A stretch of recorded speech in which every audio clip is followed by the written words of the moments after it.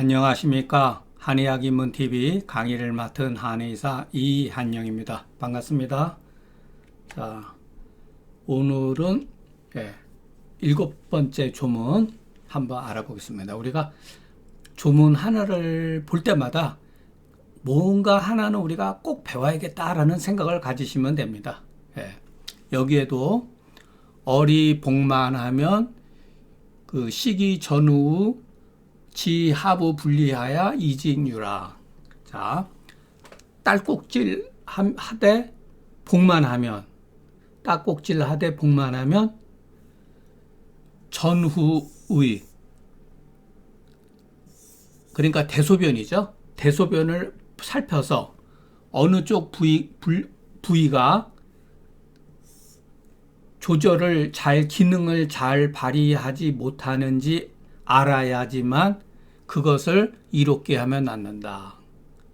자, 이거는 꼭 복만의 문제만이 아니라 일체의 병증, 어떠한 병증이라도 일단은 우리가 그 사람의 대소변의 상태를 물어봐야 된다는 거죠. 이 조문이 그것을 말해주고 있어요.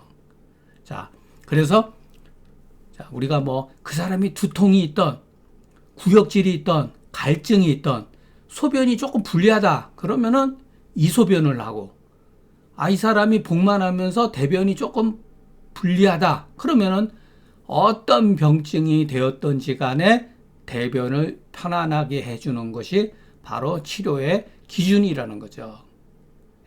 저는 아주 간략한 말이지만 이것은 정말로 꼭 이 조문뿐만 아니라 이 증상에만 해당되는 게 아니라 전체의 모든 병증에 해당된다고 볼 수가 있습니다. 왜냐하면 지금까지 고의들은 이 방법대로 치료를 했기 때문에, 그것이 맞고 안 맞고는 그것이 어떻게 그렇게 될 수가 있겠어. 우리는 현대적 관점에서 그렇게 생각할 수도 있지만 해보지 않았잖아요. 이게 얼마나 효과가 있는지 우리는 잘 모르고 있죠. 그러니까 이 대원칙이죠. 대원칙. 치료의 대원칙. 이게 얼마나 참 원칙이죠. 원칙. 대원칙이죠. 치료의 대원칙. 여기 하나 더 하면은 땀을 흘리지 않는 것도 살펴봐야죠. 그러면 뭐냐? 한토화 치료법이라는 얘기죠. 자, 비독 이 증상뿐만이 아니요 상한 잡병이 모두 그렇지 않음이 없다. 그러니까 일체의 병증이 다 그렇다는 거예요. 그러니까 여러분 어떻게 보면은 우리가 중경서에서 보는 고의들의 한토화 요법, 우리가 처음 해봤을 때, 저도 처음 해봤을 때는 이 사람들 뭐 이래? 저도 본과 때는 그렇게 생각했어요. 그 생각이 한 10년 이상 가더라고요. 몰랐으니까. 우리가 소위 말해서 땀을 흘리거나 대변을 보거나 소변을 잘 보는 이 기본적인 배설의 기능이 우리 인체에 어떠한 영향을 끼치는지 간과를 한 거죠. 쉽게 생각한 거죠. 오직 남이 모르는 나만의 어떤 비법을 찾기 위해서 사실은 여러분도 그렇고 저도 그렇고 한 20년 세월은 보냈다고 봅니다. 뭔가가 있을 거다. 있어요. 있는데 너무나 당연한 거를 못 본 거예요. 처음서부터 다 가르쳐 줬는데, 책에서, 중경서에서 그 원칙을 다 가르쳐 줬는데 그 마음을 모른 거죠. 우리가 공기가 너무나 고마워. 나는 공기 없으면 죽어. 이런 사람 없어요. 그렇죠? 너무나 당연하니까 그렇죠. 마찬가지예요. 책도 비법이 따로 있는 게 아니라 비법은 이미 다 보여준 거예요. 옛 사람들이. 그러니까 굉장히 공정한 거죠.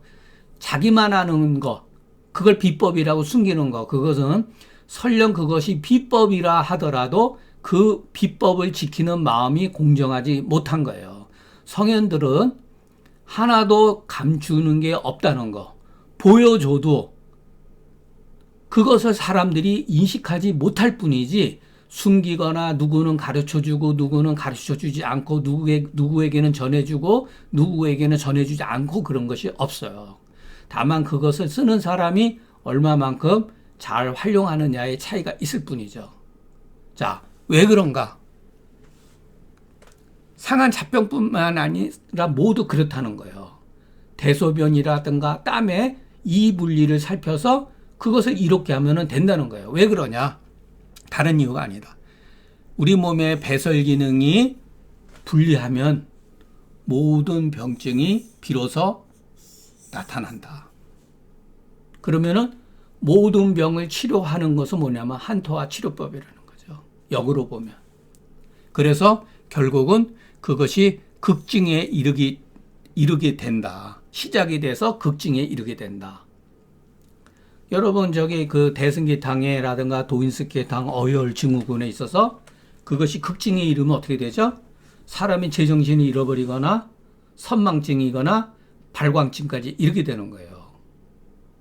여러분 소변 만약에 분리해가지고 소변을 많이 못 본다 생각해요.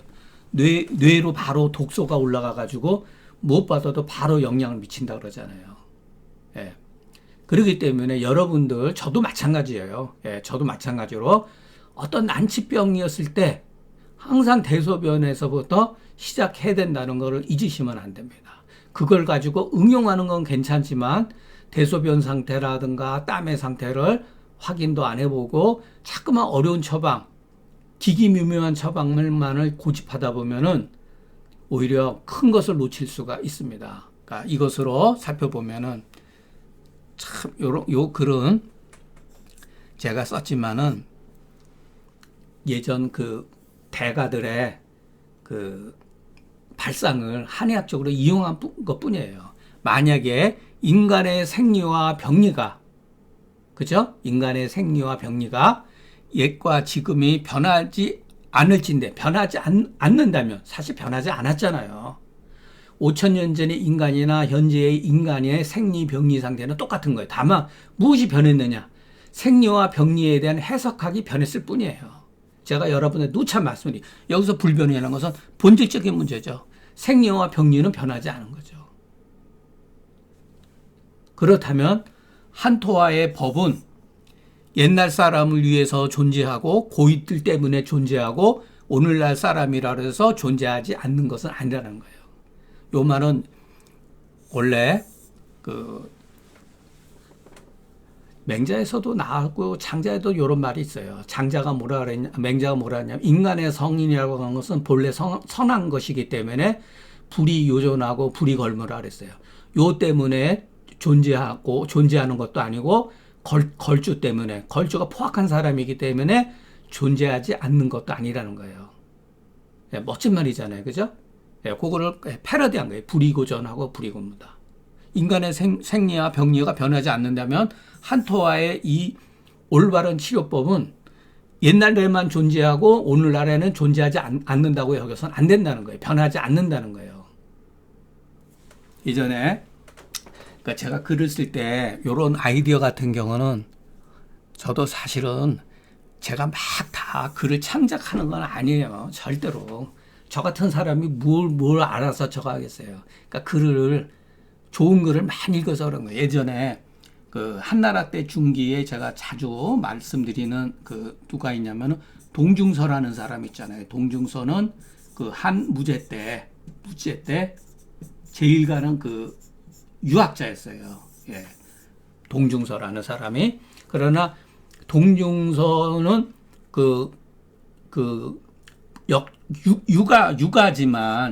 육아를 주장했지만 공자 사상을 주장했지만 동중서가 제가 처음에도 말씀드렸지만은 맹자의 사단에다가 신이라는 것을 포함해서 오상을 주장한 사람이에요. 그리고 천지 가목론을 주장하면서 임금이 정치를 잘하면 하늘이 감해서 뭐 저거 하고 정치를 못하면은 하늘에서 재앙을 줘서 감합니다. 이런 식의 이유를 조금 한 거예요. 약간 도참적인 것도 없지 않아 있어요. 그리고 음양오행을 어느 정도 개입시켰어요.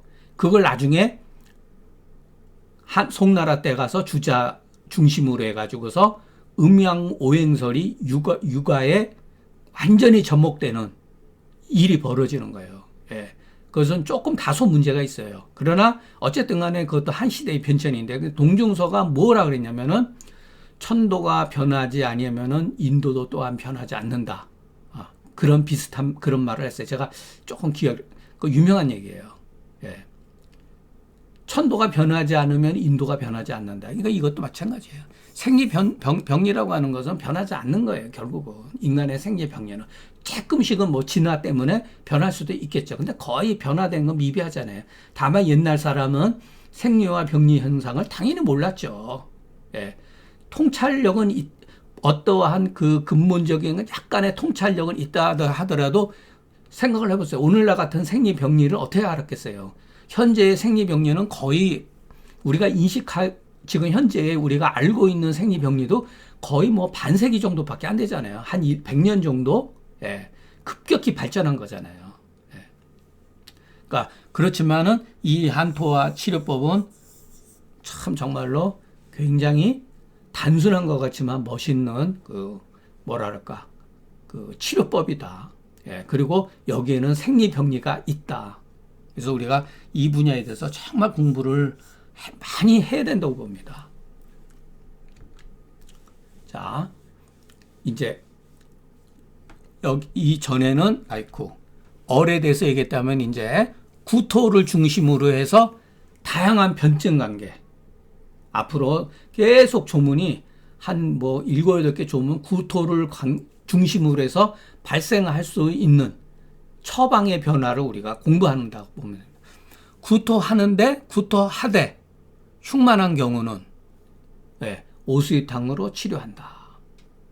자, 구토하되 흉만한 경우 요게 참 재밌는 거죠.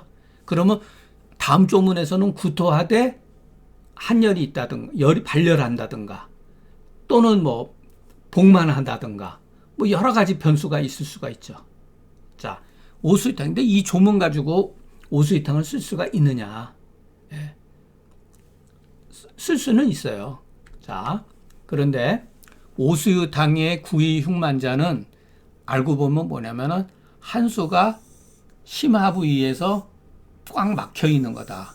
이 비색이라고 하는 것은 심화 비보다 더 강력하게 이렇게 조금 더 뭉쳐 있다는 얘기예요. 예. 무릇 심화 비색하면서 구토하는 경우는 소시오탕의 흉욕고만 희구하고 비슷하기 때문에 우리는 이것을 잘 살펴야 된다. 예, 쉽지가 않아요. 예, 쉽지가 않습니다. 그런데 이제 그 오수이탕은 만성 두통에는 확실히 효과가 있는 것 같아요. 예. 예, 여기에는 두통이 없이 구토를 중심으로 얘기했지만 사실은 흉중 비색할 경우에 두통이 오래된 사람들, 우리가 보통 만성 두통에 시달리는 사람들은 오수유탕을 써보는 게 굉장히 좋지 않나 싶습니다. 이건 제가 예전에도 말씀드렸죠. 예, 그러니까 오수유탕의 심화 비색이 구는 소시오탕의 흉욕고만의 희고하고 비슷하다. 예, 이거 참 구별하기가 쉽지 않다는 거예요, 이거는. 그러니까 소시오탕 한번 써서 별로 차도가 없다 싶으면 바로 오수유탕으로 돌려야 돼요. 예.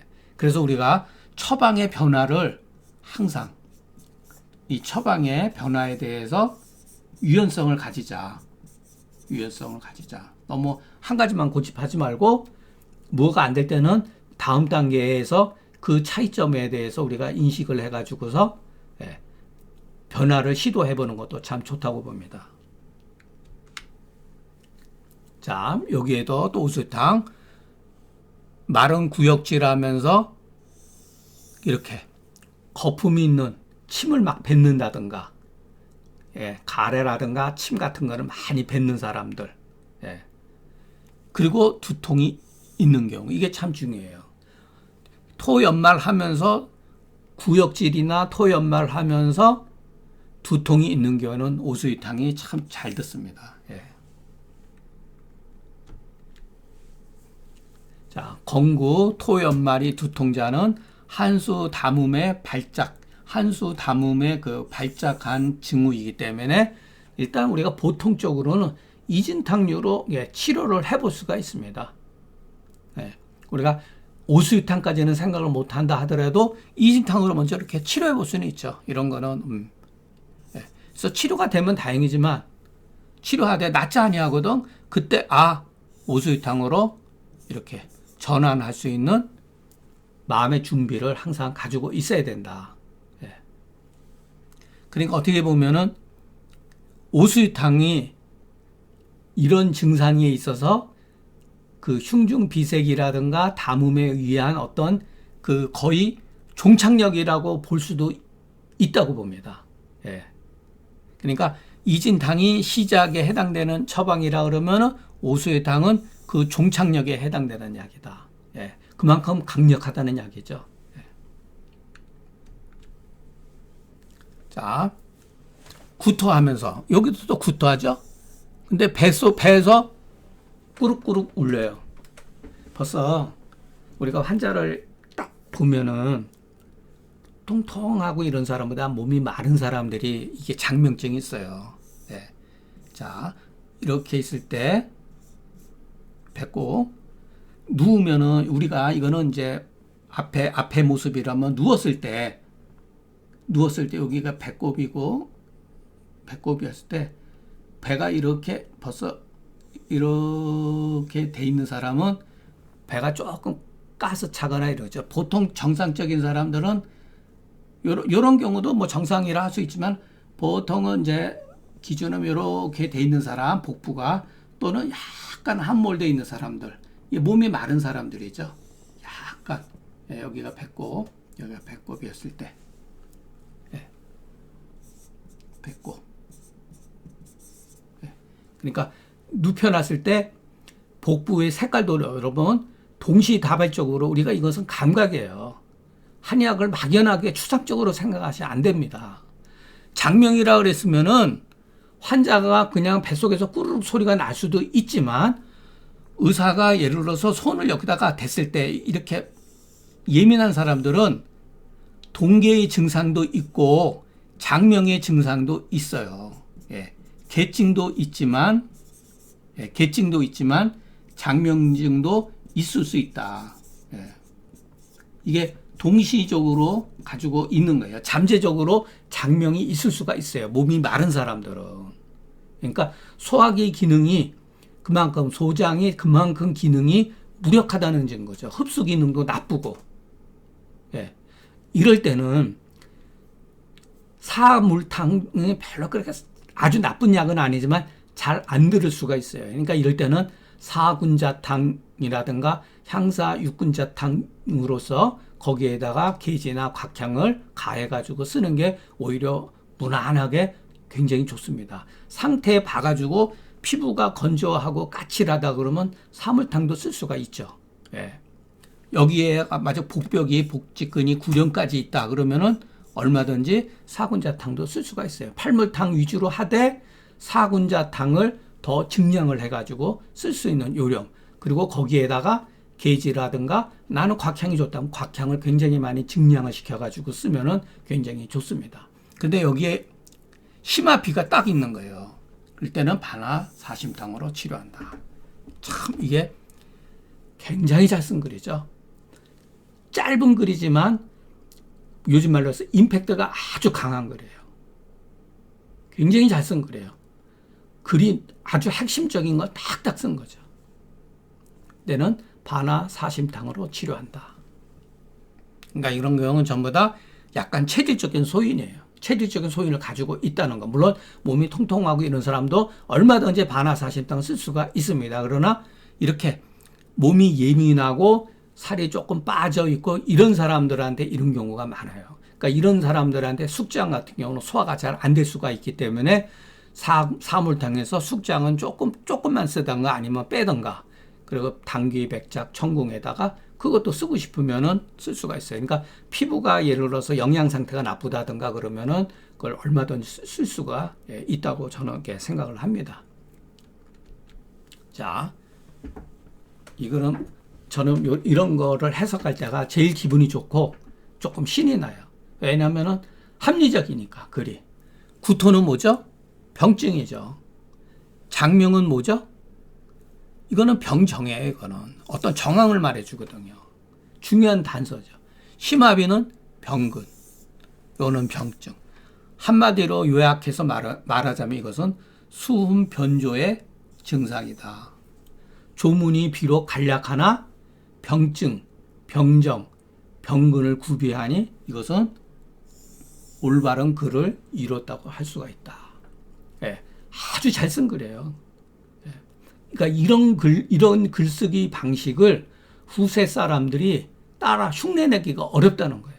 그러니까 그 중경서 가운데 이 조문은 우리가 이런 조문, 이게 왜 잘 썼는지 여러분들이 잘 생각을 하셔야 돼요. 예. 그러니까 구토를 중심으로 해가지고 다양한 어떤 접근 방법을 예전 사람들은 생각을 했다는 거. 거기에 따라서 유연하게 따라서 이게 바로 제가 예전에 말씀드렸죠. 이게 바로 중용의 사상이다. 중용. 한 가지만을 고집하지 않는 거. 중용의 사상이에요.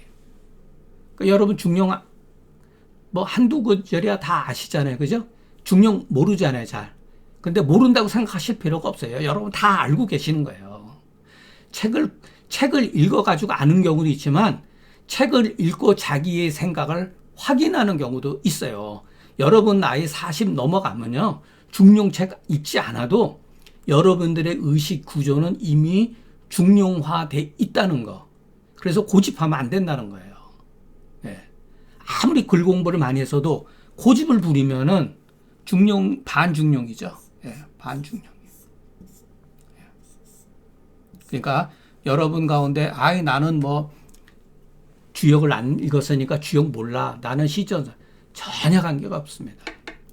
실질적으로 읽지 않았을 뿐이지 거기에 나와 있는 내용 자체를 여러분들은 어느 정도 다 이해할 수가 있어요. 이 마음 자체가. 근데 문제는 이 주역 같은 경우 제가 지나가는 길에 오늘 조금 여유가 있으니까 지나가는 길에 하나 말씀드리죠. 우리 한국 사회에서 이 주역에 대한 거 참 온갖 신비주의는 여기에 다 모여요. 신비주의. 참 어떻게 보면은 속세무민. 세상을 혹세무민이죠. 저가 뭐 이렇게. 역을 중심으로 해서 신비주의는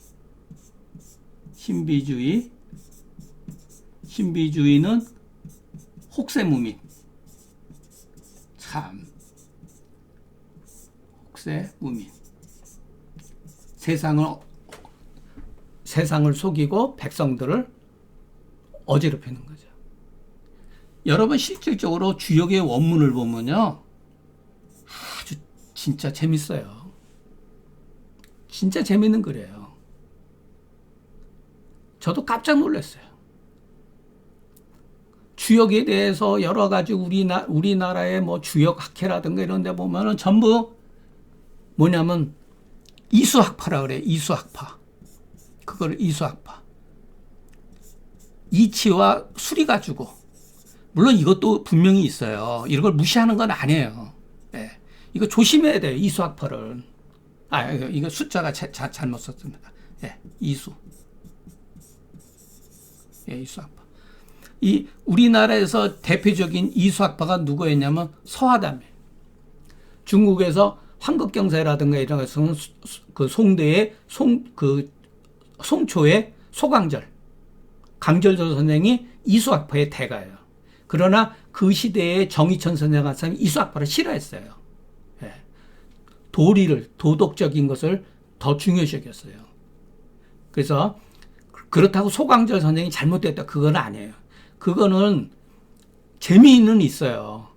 그런데 그 문제가 많은 거예요, 결국은. 아니, 그러면 송나라에 그와 같은 철혈 재상들이 많았는데 중국 역사상 송나라만큼 위약한 나라가 없다니까요.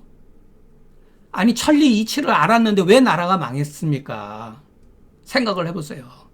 조선시대에 성리학을 저걸 하고 그 많은 어마어마한 500년 동안에 그 배출해낸 그 학자들이 얼마나 많아요. 그러나 조선시대의 내면을 한번 보세요. 그야말로 양반에 의한 수탈이죠. 도저히 제가 중간에 저는 뭐 한의사지만은 혼자서 그 저기 뭐야 우리나라 그 당쟁하고 제가 저번에 한번 진짜로 한때는 여기에 뜻을 많이 뒀어요. 당쟁사에 대해서 공부하고 그리고 이기 논쟁사. 근데 30대 중반에 제가 이 글을 조선시대에 이 많은 여러 가지 글을 읽으면서 느낀 게 뭐냐면 환멸. 네, 환멸. 뭐 옆길로 좀 옆길로 조금 새서 뭐 죄송한데, 예. 그래서 우리가 그 지나친 한의학뿐만 아니라 우리 역사에 대해서 무조건 무비판적으로 그렇게 뇌피설에 의해 가지고서 막 그러면은 문제가 발생이 된다는 거. 예. 그러니까 너무나 문제가 많아요. 주역에 대한 것들 보면 사람들 막 얘기하는 거 보면은 주역은 정말로 점치는 책이 맞고 거기에 보면 아주 소박하고 물론 난해하고 이해하기는 어렵죠. 그렇지만은 이해하려고 들면은 이해할 수가 있습니다. 다만 사람들이 그거를 어렵게 만들고 신비주의로 만들어서 그런 거예요. 우리 한의학도 마찬가지예요. 여기 이 글 보세요. 참 얼마나 진솔해요. 진솔하지 않는 글이 어디 있어요. 전부 다 복증에 의해 가지고서 글을 쓴 거죠. 예, 복진을 근거로 해서 글을 쓴 거죠. 관념적인 게 아니잖아요. 근거주의잖아요. 어느 정도는. 정말로 반화사심탕 같은 경우 불후의 명처방이죠. 예, 정말로 불후의 명처방입니다.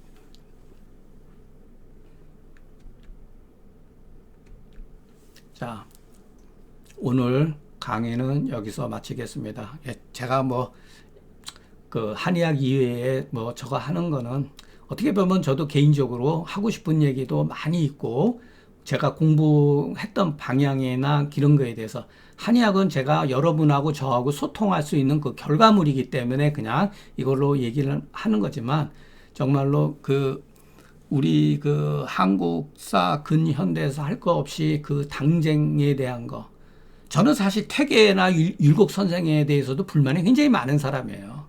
그리고 영조, 정조가 무슨 뭐 우리 조선시대에 무슨 뭐라 그러죠? 무슨 군주? 아, 참. 숙종 같은 경우는 뭐 진짜 우리나라에서 당쟁이 가장 심화됐던 시기예요. 역사적으로. 정말 세계 역사에서 유례가 없을 정도로 이 당쟁이 선조 때서부터 숙종에 아주 극한을 올라갔다가 영조, 정조를 겪으면서 더 이제 그때는 완전히 뭐랄까 당쟁의 문제가 아니라 그 안동 김씨라든가 풍양조씨 집안이 나중에 다 그냥 한 100년 동안 말아먹는 그런 거죠. 그리고 뭐 인조 같은 사람들, 인조 반정이 최악의 인물이죠. 예, 최악의 인물. 저기는 영조는 어쩔 수 없이 사도세자를 죽였다 그러지만은 인조는 멀쩡한 그 저거 한 경우 우리 역사가 여기서부터 그냥 뒤집어진 거죠. 인조에 의해 가지고 여기에 인조를 중심으로 한 인조 저거 하면서 나중에 우리나라가 전부 다 이 뭐랄까 성리학 주자 철학이 완전히 교조화되는 이 성리학이 교조화됐다고 봐야죠. 이 여기로 해서 교조화. 여기 앞장선 사람이 송시열 같은 사람이죠.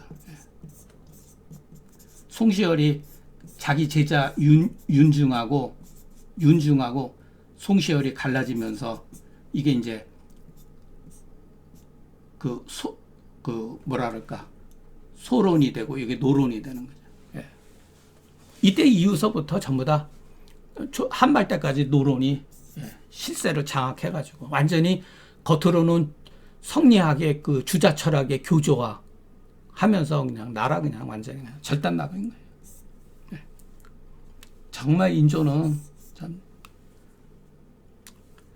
그 우리가 봤을 때 연산군이 폭군인 건 사실이죠. 부인할 수는 없어요.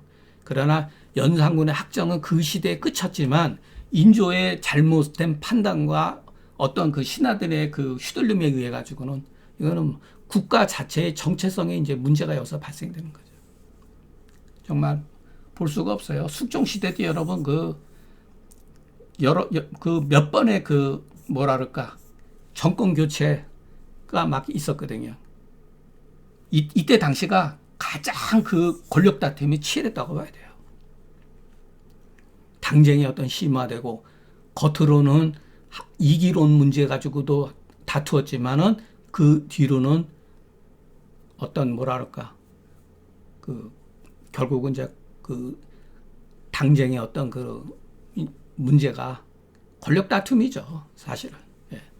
근데 여기가 뭐냐, 소론과 노론의 그 시발점이 뭐냐면 이율곡이라는 거예요. 제가 예전에 한번 여러분들한테 말씀드렸지만 당의 통략이라고 하는 조선시대의 말의 그 명제 이건창 선생 당의 통략. 당의 통략을 처음에 누구서부터 시작되면은 이율곡의 그 상소문에서부터 시작해요. 이율곡의 상소문. 그때 재상이었던 사람은 율곡이 탄핵하면서 시작이 돼요. 그래서 우리 선생님이 그러더라고요. 그게 묘하다는 거예요. 왜 직접적으로는 얘기는 안 했지만은 명제 이건창 선생이 당의 통략을 쓰면서 왜 이율곡을 처음으로 거론했느냐. 원하던 원치 않던지 간에 율곡서부터 동인과 서로는 갈라지기 시작해버린 거예요. 어쨌든 간에. 그리고 우리 조선시대의 이후로의 모든 권력이라 학술 체계는 율곡 제자들. 왜냐하면 율곡 제자가 전부 다 송시열이 전부 다. 이루 말할 수가 없어요. 송시열이 그 제자 그 윤중하고 막 싸운 그 논쟁 벌이면 싸운 거는 치졸해서 볼 수가 없어요. 예. 윤중이 굉장히 어진 사람이에요. 제자지만. 예. 정말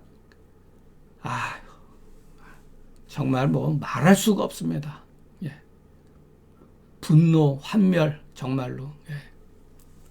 예속 문제라고 하는 것도 있어요. 또 예. 송시열을 중심으로 해서 일본 놈들이 우리는 무조건 무식하다고 생각하는지 모르겠는데 그렇지 절대 그렇지가 않습니다.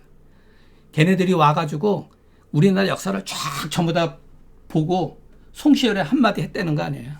제가 욕먹을까봐 말을 차마 못하겠어요. 일본 학자들이 전부 다 보면서 아니 광해군처럼 훌륭한 사람을 왜 몰았느냐고 그랬다는 거 아니에요. 광해군은 일본 사람들에 의해 가지고서 복권된 사람이에요. 예, 일본 사람들이 찾아낸 거예요. 예, 객관적으로.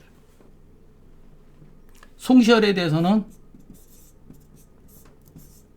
거의 뭐 입에 담을 수 없는 악평.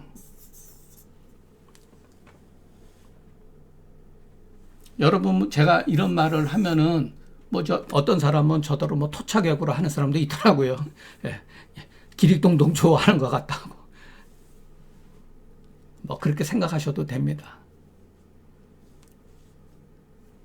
자, 우리 한의학도 마찬가지로 우리가 실증주의, 근거주의, 지금서부터 300년 전에 우리 조선시대의 실학사상이 꽃도 못 피우고 기껏해야 산업공상에서 농사 위주로 그저 조금 했다는 거.